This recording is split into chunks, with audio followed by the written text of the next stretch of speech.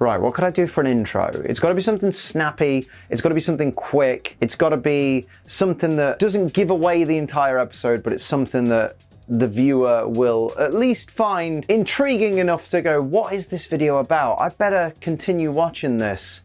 How about this? Don't be stupid, it has to be relevant. So that, but Pokemon.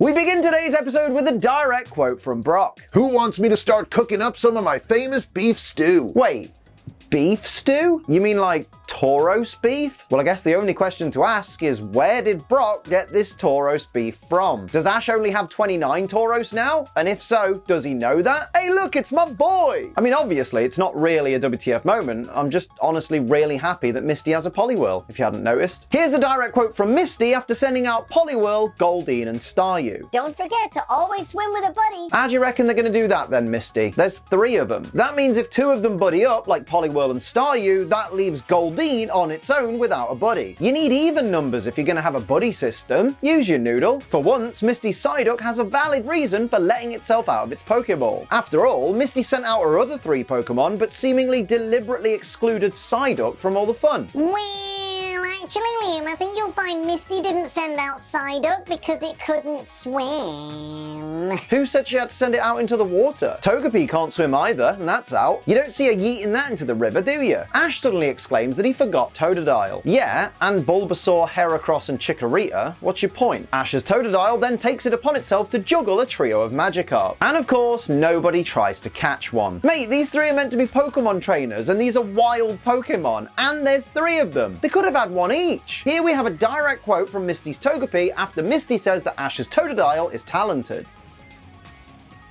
You're right there, Togepi. Something in your throat? Maybe someone should check on the baby? Just a thought. The title of today's episode is Love, Totodile Style. Now please, nobody tell DeviantArt. I dread to think what they would cook up if they heard this. Now before anyone asks, no. Totodile seeing an Azumarill and instantly falling in love isn't a WTF moment. They share an egg group, Water 1, so this is totally plausible. It's not my fault if you don't know your egg groups. Apparently, Ash's Totodile can spray 2 separate streams of water at the same time. Ones that apparently defy gravity. Seriously, shouldn't the ends of those streams eventually fall to the ground? Honestly, this is just impressive. What's also impressive is just how much our Ace Trainer Ultra XL members help this channel, so massive thanks to Bro Metapod, Andros LaFay, Sin City Yeti, Gear Overlord, TJ the Nerd, Ruby Sunset, and Blue Thunder 2021. Thank you all so much for your amazing support on this channel. It really does mean the world to me. Now getting back to the episode, the Azumarill doesn't take kindly to Totodile's advances and spits in his face. Jesus Christ, love, bit of an overreaction. Could you have at least tried saying no before you gobbed in his face? Oh, I just noticed. This Azumarill has a ribbon on its tail. You know what that means, don't you? It obviously must belong to Madame Much Money. Now that's something that long-time viewers of this series will get. But if you are new here, hi. Thanks for tuning in. Brock says his beef stew is almost as good as the kind in a can. So this definitely isn't beef stew served from a can. Confirmed, which honestly just makes me even more worried that this is indeed made from one of Ash's Tauros. How messed up is that though? Brock channeling his inner big boss man and feeding Ash his own Pokemon? That's not very protagonisty. The gang spot a wild Golduck and Misty immediately goes to catch it. Oh my god, Ash and friends almost never do this. Man, the fact that the gang actually considering catching a Pokemon is so surprising. That really says a lot about this anime, doesn't it? Direct quote from Brock upon seeing the woman who actually owns the Golduck. Ah! Well done, mate. That wasn't creepy at all, was it? Nah, of course not. You simply reacted to seeing a woman for the first time the same way you react to finding a £5 note on the ground. Chicks dig that, right? Brock introduces himself to the woman, which is fair enough, but then proceeds to spell his fucking name for her. Because of course, is there anything a woman loves more than to have her intelligence insulted? Jesus Christ, Brock might just be the most 90s bloke to ever exist. When Brock asks the woman her name, she says is? Well, everybody calls me Trixie. Okay, I take it back. Maybe she is stupid. Like, she knows what everybody calls her, but I guess not what her actual name is? I'm just saying, if she knew it, she surely would have said it. When Brock suggests they get together and discuss the origins of Trixie's name, Trixie replies, I don't know. and honestly, at this point, I'm not sure if she means she's not sure about the idea or if she genuinely isn't sure about the origin of her name. Could be either, really. Answers on a postcard. Totodile, you need to make up your mind, mate. Are your eyelids blue or are your eyelids white? Because you've literally had both in this single shot alone. Just pick an eyelid color and stick with it, mate. Trixie shows Ash and friends the Pokemon circus she runs, and Jesus Christ, Machamp, did you skip leg day or something? I know I can't say much, but it looks like it's walking around on a pair of toothpicks. How can those things even hold its body up? Well, actually, Liam, I think you'll find that's not a Machamp, it's a Machoke. At least that's what all the Pokemon websites say. Yeah? Well, let me tell you, they're all wrong. Look at this Pokemon and tell me you don't see a pair of arms raised above its head and then what looks to be an extra set of shoulders below where its regular shoulders are. I'm guessing this Machamp's lower set of arms are just in front of it, like maybe crossed or something. But I will absolutely die on this hill. That is a Machamp and not a Machoke. I mean, you can disagree, but you only have to look at the image to see that I'm right. Right about to tell you about G Fuel, that is! For those who don't know, G Fuel is an energy formula with barely any calories, zero sugar, and a whole heap of wonderful flavors like Temp V or Temp 5. I haven't watched The Boys yet. I've only seen the exploding penis scene and that put me off ever existing ever. But the G Fuel is absolutely banging. It's sour, lemon, and lime, and as someone who doesn't really go for sour flavors, this is really tasty, and it's properly up there.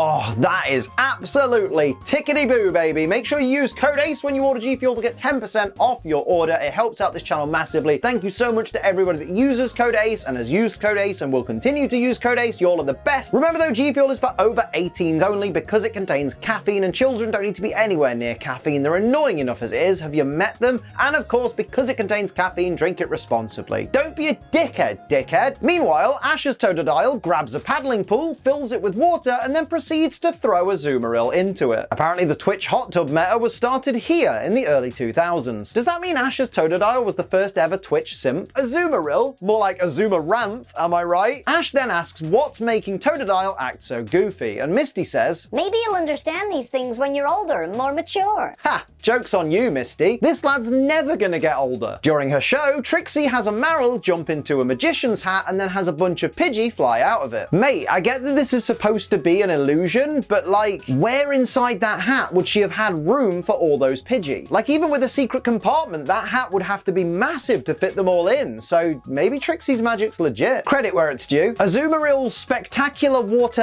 extravaganza is genuinely quite impressive, mainly because I can't figure out the physics of it, so that can mean only one thing. Anime physics.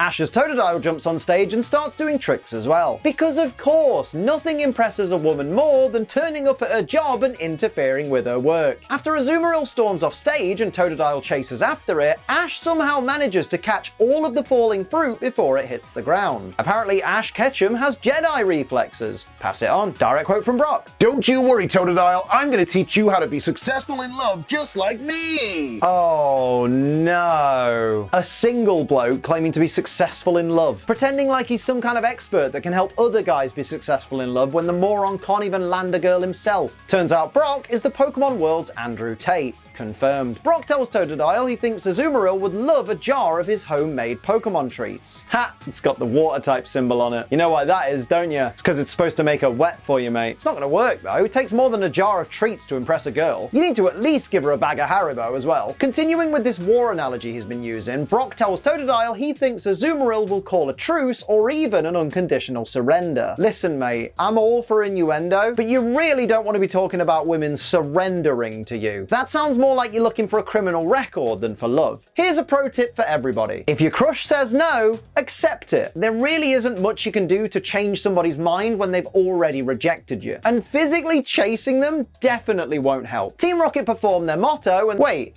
no Wobbuffet at the end? Huh, I guess it's just not a permanent fixture of their motto yet. Well, That's underwhelming. Ash tells Pikachu to try a Thunderbolt attack. Remember when Ash said Pikachu couldn't shock Team Rocket because they were up too high? Not in this episode, but in a previous episode, a recent one at that. I'm just saying, there are so many inconsistencies when it comes to how high up in the air Pikachu's Thunderbolt can reach. Jessie just happens to have a whip on hand for no reason. Jessie is kinky. Pass it on. And just a quick reminder for anyone that's forgotten, Jessie is in fact 25 years old, so this joke is absolutely appropriate, and if you don't think she's 25-year-old, go watch the Japanese dub of the second movie where they say that Ash and friends are 10 years too young for love and that Team Rocket are 5 years too old for love. 10 plus 10 is 20. 20 plus 5 is 25. It's just simple maths, and if you can't do simple maths, that's okay, maybe you got other stuff. As Totodile runs in to save Azumarill, Meowth instantly subdues it by wrapping its jaw with a band that holds it closed. So all this time, Meowth's been worried about getting his tail bitten, and he's had this tech all along? Seems like he worried over nothing, to be honest. Now look, I know Totodile is just trying to give Azumarill its bow back, but mate, you shouldn't be waving your tail in a girl's face. That's not cool. Especially when you could have easily handed it over with, you know, your hands. Honestly, this just looks way too suggestive, doesn't it? Oh, look at me, I've gift wrapped my tail for you. Totodile, mate, too soon. Also, I guess we're just supposed to ignore the fact that their cages are close enough together and Azumarill's arms are long enough to reach through the bars and remove Totodile's jaw binding, and thus allowing him to use his jaws that, according to the Pokedex, can crush anything. You know, anything, like cage bars. I'm just saying, they're wasting a perfect opportunity to escape. Trixie sends out her Pidgey to go and look for Team Rocket's balloon. Just one of them, mind you, not the other 6 we saw earlier. I guess the other 6 just have the rest of the day off, or they're on vacation now? It just seems a bit weird that you wouldn't utilize all your flyers so they could cover more ground. And also, something I'm pretty sure nobody's considered, did this Pidgey even see Team Rocket's balloon? How does it know what it's looking for? Direct quote from Ash. I sure wish Charizard was here right now. Oh, do you, Ash? Do you? It's funny you should say that, because I've been banging on for weeks about what a dumb decision leaving Charizard behind was, and you've finally realized what a big stupid mistake it was. Wow, I guess given enough time, gravity will make even the most stubborn penny drop. Christ, Meowth, you're looking awfully pale, mate. All the colour's drained from your tail. He must just be worried because Jessie's decided to not wear her black undershirt. He's probably worried she's accidentally going to pop a titty and change the episode rating. Ash gets Totodile to use Water Gun and oh,